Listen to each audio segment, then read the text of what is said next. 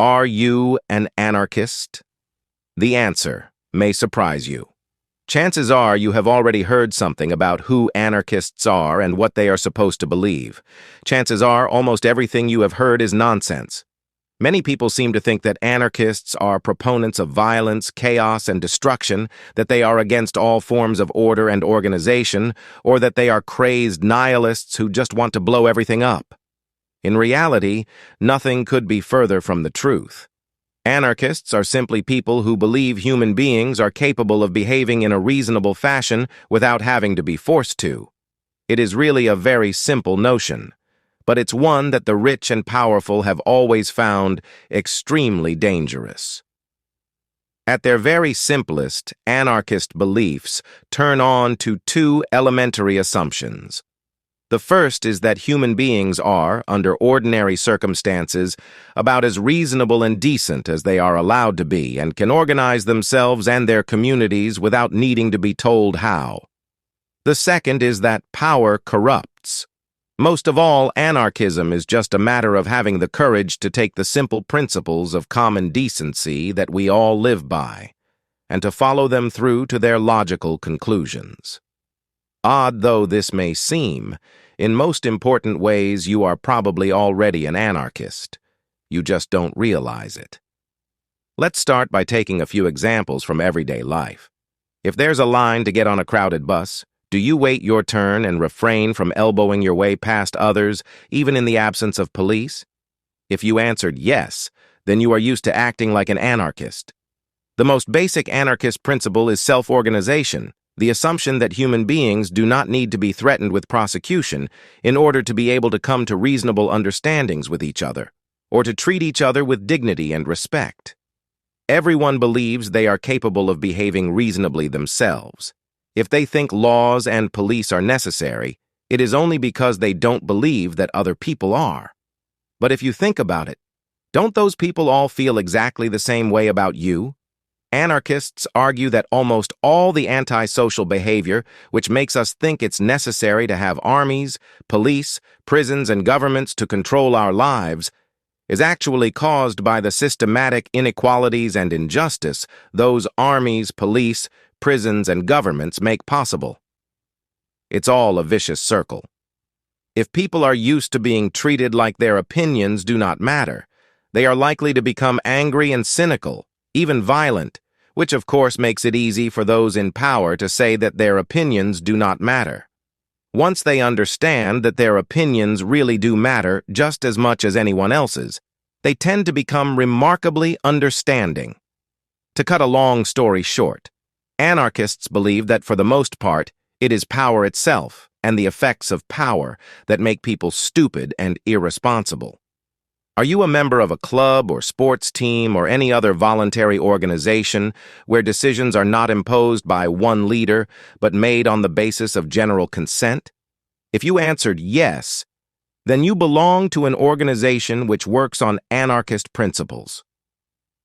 Another basic anarchist principle is voluntary association.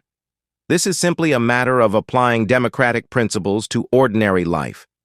The only difference is that anarchists believe it should be possible to have a society in which everything could be organized along these lines, all groups based on the free consent of their members, and therefore that all top-down, military styles of organization like armies or bureaucracies or large corporations based on chains of command would no longer be necessary. Perhaps you don't believe that would be possible. Perhaps you do. But every time you reach an agreement by consensus rather than threats, every time you make a voluntary arrangement with another person, come to an understanding, or reach a compromise by taking due consideration of the other person's particular situation or needs, you are being an anarchist, even if you don't realize it. Anarchism is just the way people act when they are free to do as they choose, and when they deal with others who are equally free, and therefore aware of the responsibility to others that entails. This leads to another crucial point, that while people can be reasonable and considerate when they are dealing with equals, human nature is such that they cannot be trusted to do so when given power over others. Give someone such power, they will almost invariably abuse it in some way or another. Do you believe that most politicians are selfish, egotistical swine who don't really care about the public interest? Do you think we live in an economic system which is stupid and unfair? If you answered yes, then you subscribe to the anarchist critique of today's society, at least in its broadest outlines. Anarchists believe that power corrupts, and those who spend their entire lives seeking power are the very last people who should have it. Anarchists believe that our present economic system is more likely to reward people for selfish and unscrupulous behavior than for being decent, caring human beings. Most people feel that way. The only difference is that most people don't think there's anything that can be done about it or anyway. And this is what the faithful servants of the powerful are always most likely to insist. Anything that won't end up making things even worse. But what if that weren't true? And is there really any reason to believe this? When you can actually test them, most of the usual predictions about what would happen without states or capitalism turn out to be entirely untrue. For thousands of years, people lived without governments. In many parts of the world, people live outside of the control of governments today. They do not all kill each other. Mostly, they just get on about their lives the same as anyone else would. Of course, in a complex, urban, technological society, all this would be more complicated. But technology can also make all these problems a lot easier to solve. In fact, we have not even begun to think about what our lives could be like if technology were really marshaled to fit human needs. How many hours would we really need to work in order to maintain a functional society? That is, if we got rid of all the useless or destructive occupations like telemarketers, lawyers, prison guards, financial analysts, public relations experts, bureaucrats, and politicians, and turn our best scientific minds away from working on space weaponry or stock market systems to mechanizing away dangerous or annoying tasks like coal mining or cleaning the bathroom, and distribute the remaining work among everyone equally. 5 hours a day, 4, 3, 2. Nobody knows because no one is even asking this kind of question. Anarchists think these are the very questions we should be asking. Do you really believe those things you tell your children, or that your parents told you? It doesn't matter who started it. 2 wrongs don't make a right. Clean up your own mess. Do unto others. Don't be mean to people just because they're different. Perhaps we should decide whether we're lying to our children when we tell them about right and wrong, or whether we're willing to take our own injunctions seriously. Because if you take these moral principles to their logical conclusions, you arrive at anarchism. Take the principle that 2 wrongs don't make a right. If you really took it seriously, that alone would knock away almost the entire basis for war and the criminal justice system. The same goes for sharing. We're always telling children that they have to learn to share, to be considerate of each other's needs, to help each other.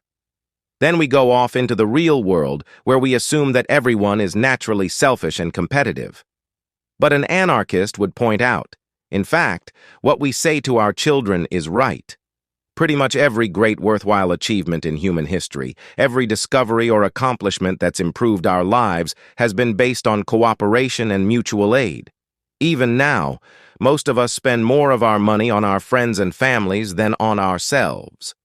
While likely as not there will always be competitive people in the world, there's no reason why society has to be based on encouraging such behavior, let alone making people compete over the basic necessities of life. That only serves the interests of people in power, who want us to live in fear of one another. That's why anarchists call for a society based not only on free association, but mutual aid. The fact is that most children grow up believing in anarchist morality, and then gradually have to realize that the adult world doesn't really work that way. That's why so many become rebellious or alienated, even suicidal as adolescents, and finally resigned and bitter as adults. Their only solace, often, being the ability to raise children of their own and pretend to them that the world is fair. But what if we really could start to build a world which really was at least founded on principles of justice? Wouldn't that be the greatest gift to one's children one could possibly give? Do you believe that human beings are fundamentally corrupt and evil, or that certain sorts of people, women, people of color, ordinary folk who are not rich or highly educated, are inferior specimens destined to be ruled by their betters? If you answered yes, then, well, it looks like you aren't an anarchist after all.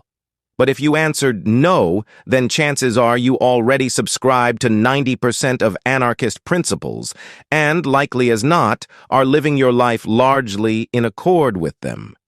Every time you treat another human with consideration and respect, you are being an anarchist. Every time you work out your differences with others by coming to reasonable compromise, listening to what everyone has to say, rather than letting one person decide for everyone else, you are being an anarchist. Every time you have the opportunity to force someone to do something, but decide to appeal to their sense of reason or justice instead, you are being an anarchist. The same goes for every time you share something with a friend, or decide who is going to do the dishes, or do anything at all with an eye to fairness. Now, you might object that all this is well and good as a way for small groups of people to get on with each other, but managing a city or a country is an entirely different matter. And of course, there is something to this. Even if you decentralize society and put as much power as possible in the hands of small communities, there will still be plenty of things that need to be coordinated, from running railroads to deciding on directions for medical research. But just because something is complicated does not mean there is no way to do it democratically. It would just be complicated. In fact, anarchists have all sorts of different ideas and visions about how a complex society might manage itself. To explain them, though, would go far beyond the scope of a little introductory text like this. Suffice it to say, first of all, that a lot of people have spent a lot of time coming up with models for how a really democratic, healthy society might work. But second, and just as importantly, no anarchist claims to have a perfect blueprint. The last thing we want is to impose prefab models on society anyway. The truth is, we probably can't even imagine half the problems that will come up when we try to create a democratic society. Still, we're confident that, human ingenuity being what it is, such problems can always be solved, so long as it is in the spirit of our basic principles, which are, in the final analysis, simply the principles of fundamental human decency.